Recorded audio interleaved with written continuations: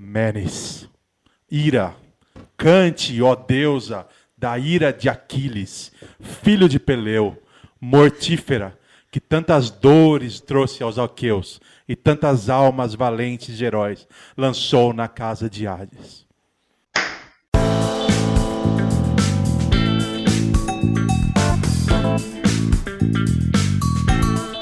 Bem-vindos ao podcast da Medicina de Emergência da Escola Paulista de Medicina, entre uma parada e outra.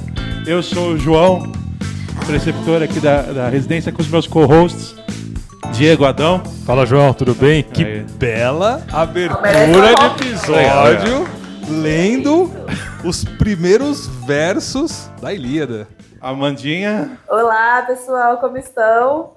E o Vitinho aqui, o nosso residente. Fala, oi, Vitinho. E aí, minha gente, boa tarde, tudo bom? Hoje é o nosso segundo episódio de Se Platão Fosse Emergencista, aqui com o Diego. A gente vai discutir possivelmente um dos primeiros livros, um dos primordiais livros da história do Ocidente, né? Tem alguns livros mais velhos, mais para o Oriente, mas para o Ocidente a Ilíada é um dos nossos mais velhos, com 2.800 anos. A gente vai discutir hoje a relação do emergencista com a visão do herói da Grécia Antiga e como isso influencia a gente de uma forma geral. Qual o nome do episódio? Fala aí. O nome do episódio? Diego. Emergencista. Herói ou não? Essa é a ideia. Se o emergencista é o herói ou não da jogada. Uhum. Então, qual que é a proposta? A gente vai fazer como eu comentei naquele primeiro episódio, a gente vai fazer um passeio ao longo da história da filosofia. Então nós vamos pegar cada grande tópico, cada grande capítulo de um livro de história da filosofia e vamos tentar usar ele como desculpa para discutir a medicina de emergência, né? E no fundo, eu já falei, uma desculpa para eu gastar o que eu venho lendo ultimamente. E aí, quando a gente sai da parte de conceituação, se você não assistiu, assista, é o episódio anterior, que era o que é emergência, TST, né? O que é. O próximo passo, quando a gente vai estudar filosofia, é a gente discutir a relação mitopoética, os primórdios da filosofia, ou também chamado era de pré-filosofia. Se a gente for discutir, se a gente for estudar como é que se dava isso antigamente, né, como o João falou, no contexto da Ilíada e da Odisseia, são os dois grandes cantos do Ocidente, a ideia era que os aedos, os menestréis da época, né, os aedos, eles cantavam de memória, de cor, a Ilíada e a Odisseia em grandes festivais, e elas tinham um papel ético, né, doutrinador, de educar a população. Então, os versos passavam uma mensagem, as pessoas memorizavam, cantavam vários trechos.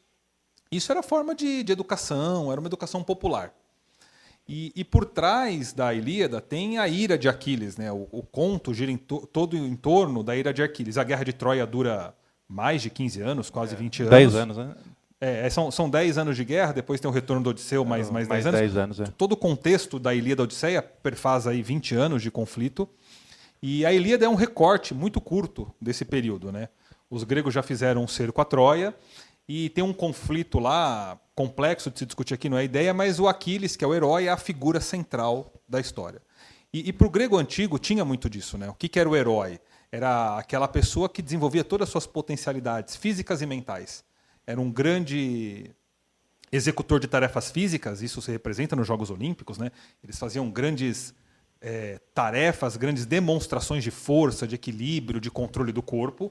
Tanto que, se você for olhar, todas as grandes estátuas da época retratam esses heróis de uma forma muito bem, fisicamente muito bem desenvolvida, muito bem cuidado do seu corpo.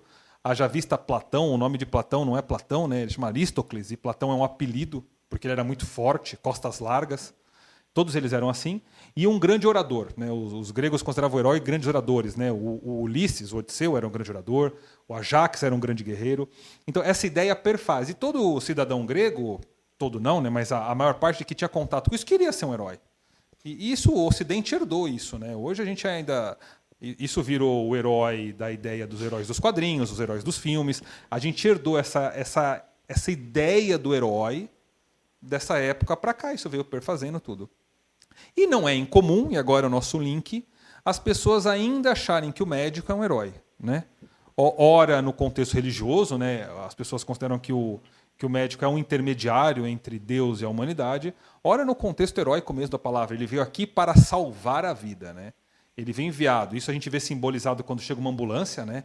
já é simbólico, né? Aquela sirene alta, todo mundo se afasta. Na rua, né? A ambulância já tem aquele poder de abrir o trânsito, quase meio que abrindo um mar, assim, né?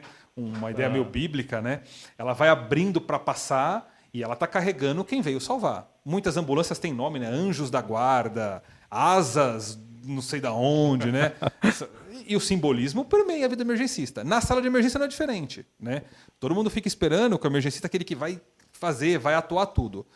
E a ideia é que, assim, no meu ponto de vista modesto, eu acho que isso é uma faca de dois gumes, né? Ao mesmo tempo que isso trabalha um pouco a vaidade, o talento, a dedicação, você querer dar o seu melhor, por outro lado, talvez exija de você coisas que só um herói poderia dar, e você não é herói, né? Você não tem superpoderes, tudo. E é nisso que a gente vai discutir hoje. Bem filosófico mesmo. Se vocês acham que o emergencista é o herói, que o APH é o herói, o águia pousando, né? Aquele negocinho, né? Afasta, para a rodovia, poeira para tudo. Aí desce alguém, né? Imbuído de salvar aquela... É muito bonito, né? É muito bonito. João, vou começar com o João, né? O João leu aí, me diga. Você se sente um herói, João? Sim ou não? Eu não me sinto um herói. Eu acho que o ponto que você coloca é muito importante mesmo. Existe uma questão da gente sentir de existir essa visão, né? E eu acho que isso reflete no nosso modo geral de atuação, no nosso modo geral de ir atrás, de buscar o salvamento dessas vítimas. Falando como alguém que trabalha em APH e trabalha com o pessoal do Águia também, realmente é uma situação que chama atenção. A gente parou uma avenida outro dia para parar o Águia, depois fomos para outro lugar. Você se sente poderoso? Existe uma sensação de poder. Sim. Existe uma sensação de poder associada. Todo mundo te olhando, o que você falar, as pessoas provavelmente vão obedecer. Sim. Existe essa posição, assim. Eu acho que uma coisa importante é você não se deixar levar pela visualização de eu sou um herói, eu vou salvar o que está acontecendo aqui. Não, eu sou uma parte da equipe que veio para ajudar essa pessoa que está precisando nesse momento. Mas o Ulisses, o Aquiles tinha a sua equipe também. Tinha o Patroclo, tinha o Odisseu, tinha o Ajax. Mas um pouco diferente da nossa posição, quando o Aquiles decide, no começo da história... spoilers para quem não leu esse livro de 2.800 anos, mas no começo da história, por questões de brigas entre ele decide não participar da guerra. Inclusive ele reza para Tétis para que ajude os troianos a ganharem a guerra. E os troianos começam a ganhar a guerra sem a ajuda de Aquiles. A história é interessante nesse aspecto, até depois eu quero fazer uma perguntinha para Amanda sobre isso. Na Ilíada existe uma leitura superficial, que são dos versos literais, em que uma das escravas que o Aquiles consegue como espólio de guerra, ela é roubada, entre aspas, dele, por um dos grandes reis lá de Esparta, que está no comando da situação. E o Aquiles se sente ofendido por ter perdido essa escrava. Se não me engano, ela chama Brigeide, se eu não me engano o nome dela. É uma escrava muito linda, tudo. Ele se sente ofendido. E ele fala assim, pois eu não acho justo, e a ideia de justiça começa a permear o imaginário grego já nessa época.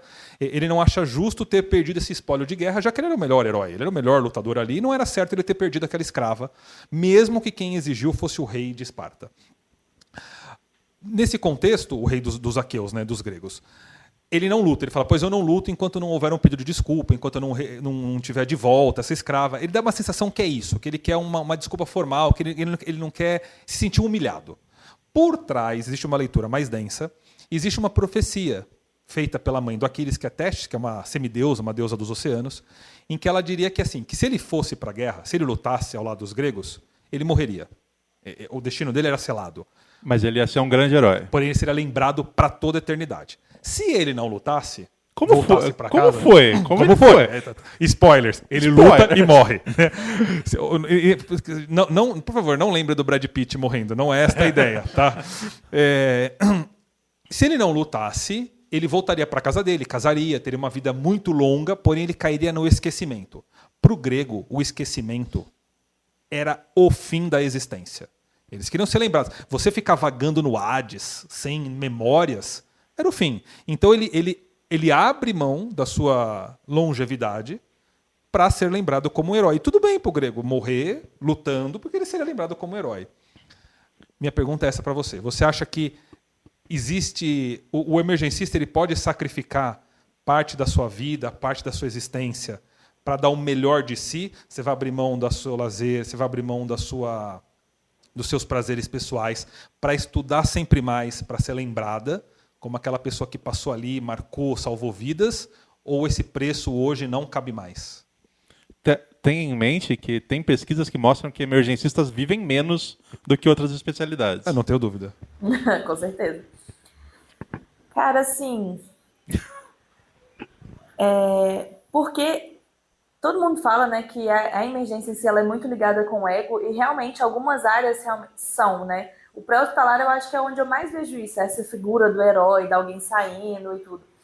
Mas na sala de emergência é muito difícil disso acontecer. A gente conversa muito sobre que a gente nunca é lembrado.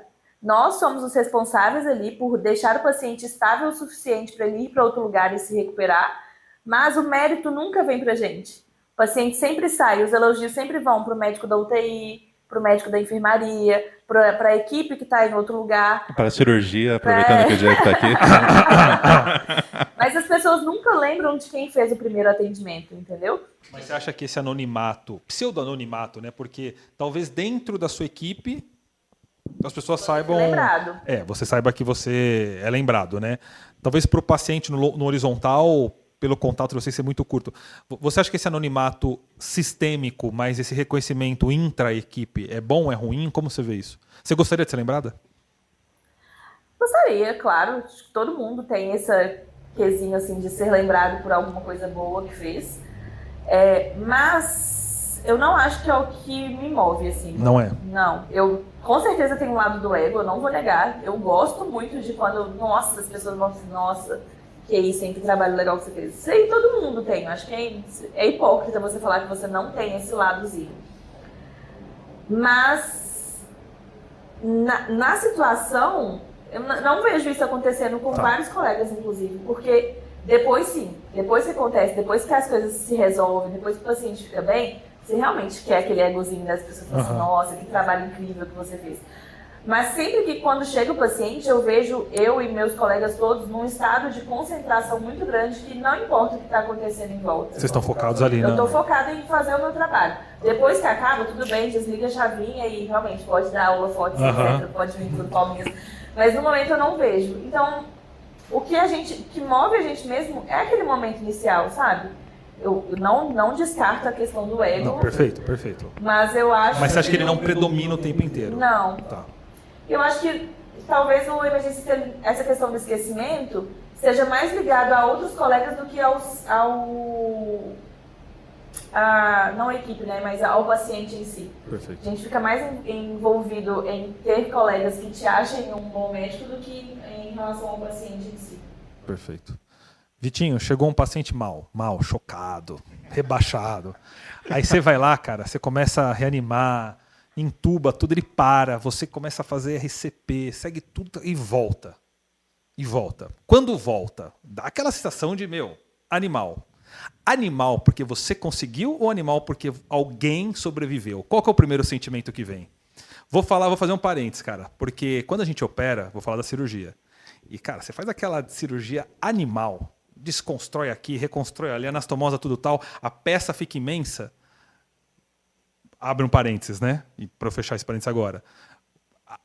O intuito de que alguém se beneficiou é secundário. Primeiro é assim, eu fiz um trabalho animal. Olha essa peça. E, consequentemente, alguém se beneficiou desse trabalho animal. Não é tipo assim, caramba, acabei de beneficiar muito uma pessoa por meio de um trabalho. Geralmente é o inverso. A maior parte dos cirurgiões. Claro que tem gente que é muito altruísta, tem muito essa questão do humanismo, que geralmente existe lá no começo da residência, no começo da residência talvez não, da graduação. Né? Como é que você acha que é na emergência? O que vem primeiro? Vem o eu sou, olha o que eu fiz, ou tipo, resolvi a vida de alguém? Então, eu acho que eu falo pela minha parte, assim, eu acho que é mais sobre eu ter conseguido fazer algo que é difícil de conseguir fazer do que em relação ao desfecho em si, né?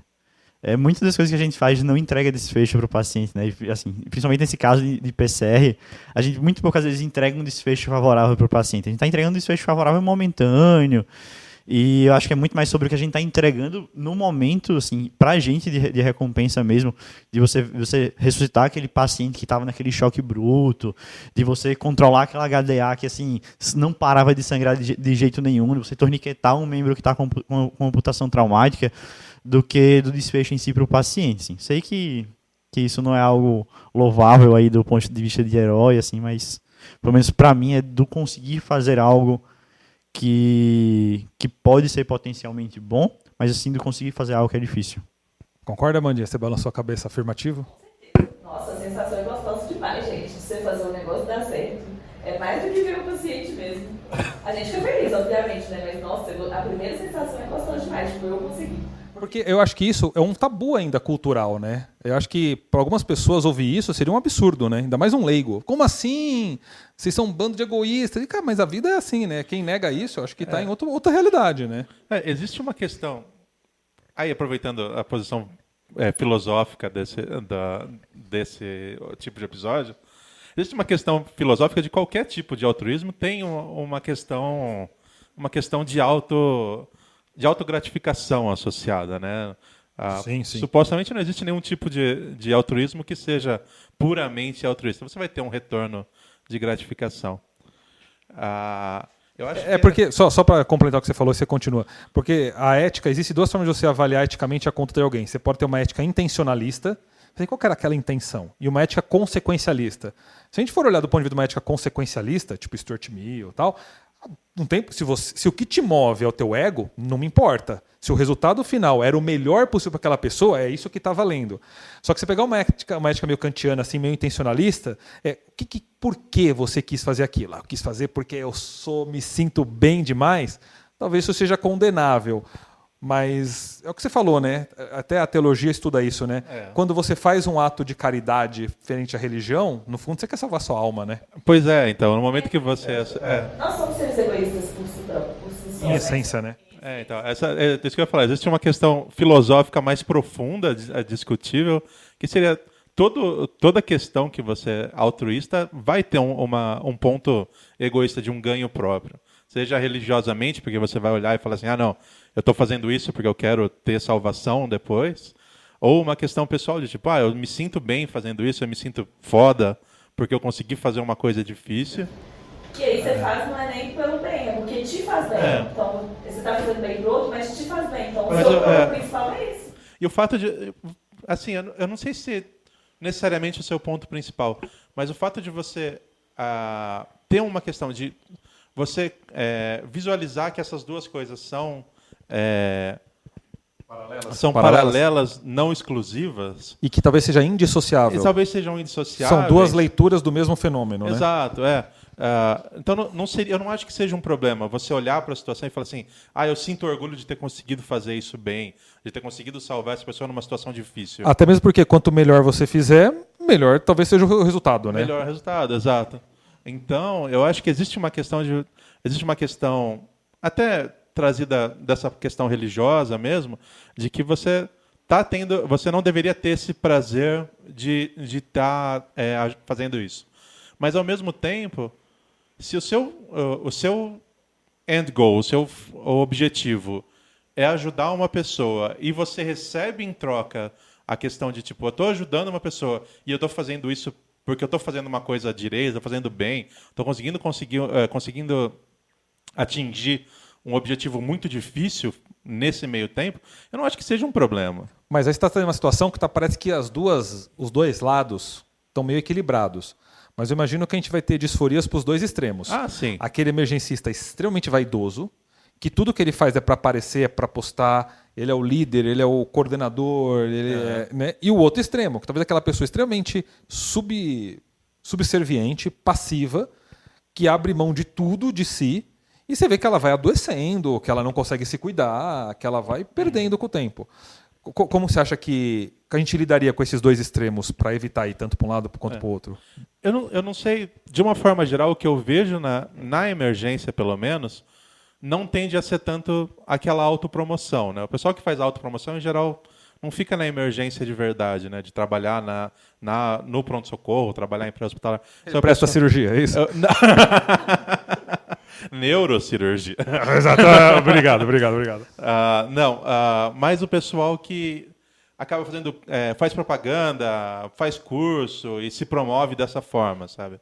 Acho que esse lado vai acabar sendo mais para esse tipo de gente. O pessoal da emergência acaba, eu acho que tendendo mais para o outro lado, de às vezes pegar plantão demais, pegar horas extras do que precisaria e acabar indo mais para para uma coisa que faz mal para ele, apesar de sentir bem, e uma coisa que faz mal medicamente mesmo, sabe? Você é mais qual? Eu era mais de ir para o lado de sofrer mais por isso.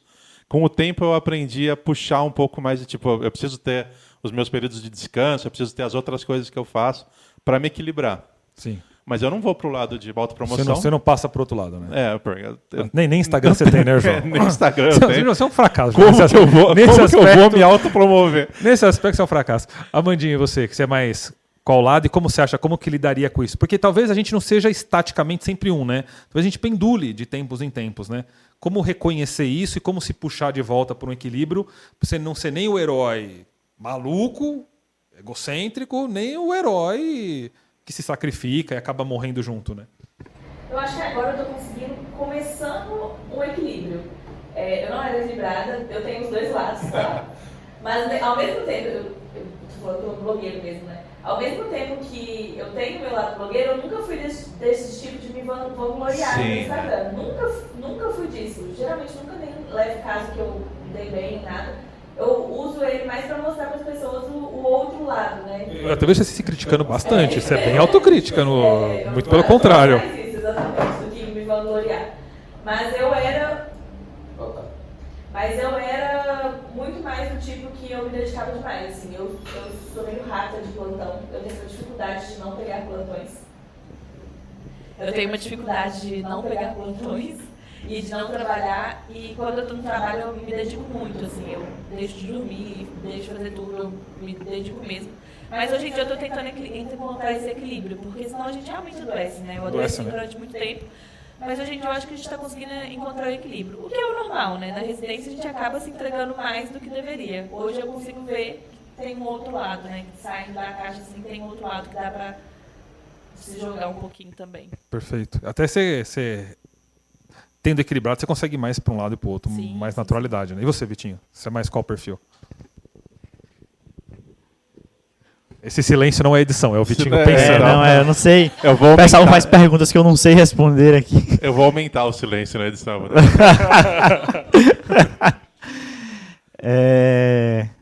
Eu acho que eu sempre consegui equilibrar muito bem, assim.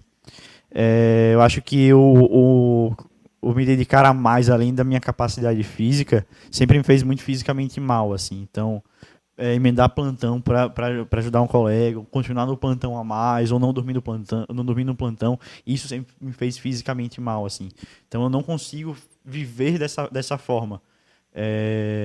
Eu não consigo, tipo, fazer 24 invertido, e aí, poxa, precisam de ajuda em outro serviço e eu tô lá, o plantão tá muito caído, e aí eu fico sem dormir. Sim, óbvio que tem situações que vão precisar fazer isso, mas isso não é o meu normal, assim. Isso me faz muito fisicamente mal.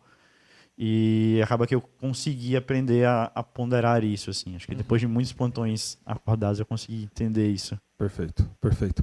E uma última pergunta agora. Saindo um pouquinho do imaginário do emergencista para os emergencistas e indo para a população. O imaginário popular ele é bombardeado diariamente na mídia, séries com programas de emergência, matérias de jornal de emergência. E sempre a imagem é aquele negócio, né? De repente a porta abre e entra alguém. E vocês veem muita... Luz atrás, uma aura. Exato, uma luz, assim. Nos programas de TV, todas as séries médicas que deram certo passam por alguma de emergência, né? Aquele limite entre a vida e a morte. E eu acho que isso, por um lado, é deletério, porque as pessoas são massageadas e, de repente, elas acordam após o choque, né? Toma um choque, volta e tá tudo bem. E a realidade não é essa. Definitivamente, depois de um choque, você não acorda. Se você está Sim, ouvindo esse episódio e você nunca reanimou alguém, saiba, a pessoa não acordará após o choque. Ou aqueles.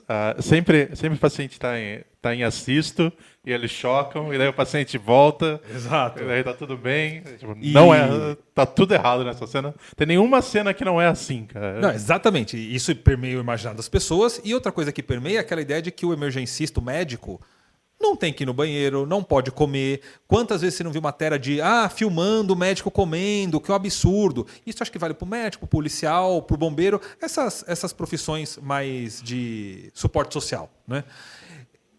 E, cara, e se as pessoas soubessem que o médico em jejum erra mais do que o médico bem alimentado, que o médico que dorme erra menos, né, do que o médico que não dorme, talvez isso inverteria, mas não é a verdade. A população em geral, a população leiga, né, que não trabalha nessa área, espera sacrifícios físicos, emocionais, familiares daquela pessoa, já que a vida seria um bem maior do que seus reles prazeres pessoais aí.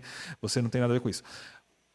Como você vê isso no seu dia a dia? Você já passou por situações assim, de você ser cobrado da família, de um paciente, ou até mesmo de algum outro profissional, além dos seus limites? Se você já se cobrou, caramba, eu não podia comer agora, tem alguém passando mal lá, e como você vê, para sair dessa sinuca, de ao mesmo tempo você não sacrificar e acabar fazendo mais mal, ou não? Porque uma das saídas possíveis é o que a aviação fez com o piloto. A aviação blindou o piloto da tripulação. Você não tem acesso ao piloto. Você pode espernear à vontade que você não conversa com o piloto. Ele não pergunta sua opinião, ele não quer saber o que você acha, ele vai entregar o melhor possível, ele vai dormir, ele vai comer a hora que ele quiser e você nem fica sabendo. Só que o médico ele não está blindado do paciente, muito pelo contrário, cada vez ele está mais próximo. Como é que você sai da situação? Sua opinião, Vitinho? Eu acho que eu nunca tive na situação assim de ser cobrado pela equipe ou de ser cobrado pelos familiares de não vá no banheiro agora, onde é que você estava, meu pai está aqui esperando, assim. Mas eu acho que eu já tive várias situações de eu me cobrar, assim. Não posso comer agora, não tenho tempo de fazer isso agora. E você vai emendando uma coisa na outra, e você não prioriza, né? Acho que você não prioriza sua necessidade fisiológica, você não prioriza seu sono, você não prioriza fazer uma refeição adequada, você perde o horário do almoço do hospital e depois você compra um salgado na lanchonete e você fica nessa, assim. E você chega em casa e isso continua, né? Você continua pensando, você continua não se priorizando. E né? aí você chega em casa mais cansado do que você deveria ter chegado, você não come direito em casa, você não consegue desempenhar as atividades que você tem em casa ou para lazer ou por suas obrigações de casa, e isso vira um ciclo vicioso. E isso eu tenho uma certa dificuldade de equilibrar, assim, principalmente essa parte de assim, tô no plantão e essa hora é minha hora de refeição sagrada. Eu não consigo fazer isso, assim. Eu perco a hora de almoço. Eu vou almoçar muito tarde, eu como alguma besteira, não, agora eu não posso porque estou trabalhando. Isso é algo que eu ainda tenho trabalhado, assim. Acho que não é nem além do pessoal esperar, a gente dá além da nossa capacidade, a gente não querer deixar o outro esperando quando eu posso me fazer sacrifício. Eu vou trazer um outro lado também, que não é só da população. A gente mesmo cobra os nossos colegas, né? Eu fico muito pistola quando o plantão tá caidíssimo, alguém me vira, me deixa sozinho e fala assim, eu vou ali almoçar, tá? Nossa senhora, você quer acabar comigo você falar isso. Porque assim, não é uma questão de deixar de almoçar, deixar de ir no banheiro, nem nada. Mas é de fazer isso em momentos oportunos. Janela de oportunidade. Nossa, agora, já prescrevi tudo, só falta evoluir. Eu vou ali, vou comer e vou fazer. E eu acho que é uma cultura que a gente adquiriu que talvez não seja saudável. E eu admito que não é saudável. Mas a gente faz muito essa cobrança com o outro também. E hoje em dia eu acho que as pessoas estão pensando mais nisso e a gente está começando a instituir isso nos lugares de chegar para o residente e falar assim, olha, vai almoçar, senão vai deixar de almoçar. O que não faz, na minha época não tinha, por exemplo, era Exatamente. na hora que der, você vai, assim. E se não der também, o problema é seu. Hoje em dia não, a gente mesmo cobra, não, você vai almoçar. Fala, para agora o que você está fazendo e vai almoçar. E com o tempo isso vai melhorando. Mas eu mesma sou desse tipo de pessoa que fica brava quando alguém me abandona. Então, não é questão do herói nem nada, mas da gente se cobrar mais e tirar um pouco desse equilíbrio. E, na verdade, eu acho que a vida não é equilibrada, né? As coisas não são equilibradas. Mas isso é um assunto para outra hora. Então, esse é o ponto que eu acho que eu queria chegar também. Eu, na verdade, não sinto isso tanto dos pacientes. Eu acho que até os pacientes parecem entender muito bem a situação, sabe? Tipo, se você chegar lá e falar, não, eu estou indo almoçar agora, é muito raro ter Já tive feedback de paciente, pô, mas agora e tal, mas em geral não é tanto do paciente. Eu sinto isso mais da gerência do que dos pacientes. Tá trazendo uma nova figura para a conversa, então. Né? O Vitinho falou ele com ele mesmo, a Amanda falou entre profissionais, agora está falando na hierarquia institucional. Isso, Uma coisa que eu vejo pior é essa, é questão de tipo, gente, tá precisando de ajuda em tal lugar, vai ajudar em tal lugar. Gente, eu sei que vocês precisam almoçar agora, mas é que tá corrido aqui, vocês conseguem segurar um pouquinho mais? E daí, em vez de criar um ambiente em que a prioridade seja a saúde das pessoas que estão ali, acaba sendo um ambiente em que a prioridade é economizar um pouco de dinheiro ali no pronto-socorro. Então deixa só 2 médicos que eles se viram na hora do almoço. E daí os médicos ficam nessa correria de tipo, de alguém que está comigo e fala, pô, eu vou almoçar, e eu falo, putz, eu vou ficar agora, meio-dia, caindo a casa aqui no fundo, só eu sozinho tomando conta. Tem um paciente que precisa entubado lá na sala, tem um paciente que está assim e tal. Então eu acho que às vezes existe esse problema e a gente acaba se cobrando. E não só isso também, né? A gente almoça em 4 minutos, sei lá. Outro dia alguém foi pegar meu plantão e falou assim, olha, eu almocei em 4 minutos. Eu falei, não, cara, não faz isso, pelo amor de Deus. Mas a gente se cobra mesmo. Outro dia eu fui me filmar comendo, eu como muito rápido, que foi um hábito que eu adquiri na residência mesmo, assim, de comer rápido e voltar logo. As pessoas falam assim, não, eu faço 1 hora de almoço. Quê?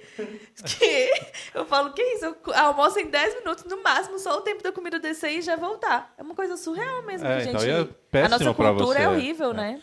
O que eu comecei a fazer na residência, quando eu estava já no R3, R2, R3 principalmente, eu só ia almoçar depois que todos os R's tinham ido almoçar. Eu era R3, então eu sabia o que estava acontecendo na sala. Então eu ia mandando os R1s e R2 almoçarem de um jeito que eles fossem conseguir almoçar e voltar. E eu só ia depois que todo mundo almoçasse. O que acaba acontecendo, assim, como você tem um controle maior da sala, e a sala de emergência no Hospital São Paulo, a gente tem um grupo grande de R2, R3, tinha como fazer isso. Mas eu me sinto mal se eu vou almoçar e largo alguém. Então eu prefiro que a pessoa vá almoçar primeiro. Sim. Mas eu acho que isso é tudo coisas que a gente faz com a gente pela situação, e acho que a discussão é essa, sabe, de heroísmo. Mas é porque a gente acaba ficando com isso, sabe? Tipo, eu tenho que ajudar a sala vai cair se eu não estiver lá para ajudar e eu vou comer em 4 minutos. Então agora só sim ou não? O emergencista é herói ou não? Sim ou não? João? Não, a equipe não. é herói. A equipe é herói. É liso. Vitinho, o emergencista é herói, sim ou não? Eu acho que não. Não? Não. Mandinha? Eu acho que, na verdade, a gente fica mais com os ônus do herói do que com os bônus. Nossa, essa Foi difícil essa. E neste clima nós terminamos mais um episódio de Entre uma Parada e Outra, o podcast da Medicina de Emergência da Escola Paulista de Medicina. Se você quiser nos seguir, siga-nos nas mídias sociais. Nosso perfil de Instagram é @emergênciaepm, tudo junto. Emergência EPM de Escola Paulista de Medicina. Se curtiu? Pode deixar o comentário aqui no podcast, né? Você consegue no Spotify deixar comentários, compartilha, tire uma foto onde você estiver ouvindo, se estiver no seu carro, se você estiver no plantão, marca a gente nas mídias sociais para o algoritmo reconhecer e alavancar aí um pouco o nosso podcast. Sempre bom, né, Amandinha? Sempre bom. E nas perguntas também, você pode falar o que você achou desse episódio e se você acha que o emergencista é herói mesmo. Vamos deixar uma enquete? Vamos colocar uma enquete nesse daqui. Então terá uma enquete, você abre quando você abrir o episódio no Spotify, no Deezer e tal, você desce na descrição lá, embaixo vai ter uma enquete. Vote, você acha que o emergencista é um herói? Sim ou não? E aproveita e deixa seu comentário, comenta. É isso. No próximo episódio, João, Tales de Mileto e Arqué, a origem de tudo, onde tudo começou. Falou! Misericórdia.